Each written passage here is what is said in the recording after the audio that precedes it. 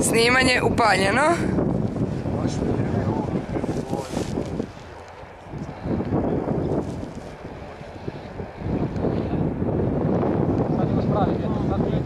Samo ga malo.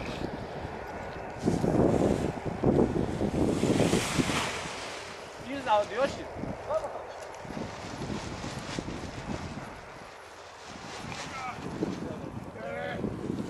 Ajmo gajbu.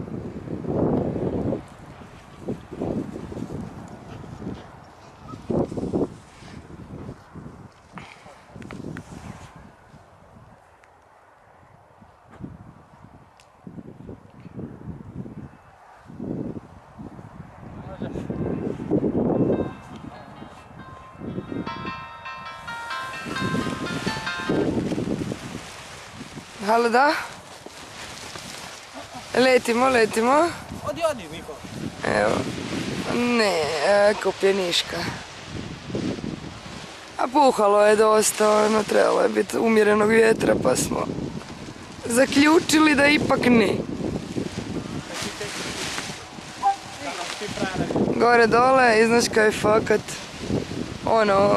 lijepo puše i mislim da je to puno korisnije od svega.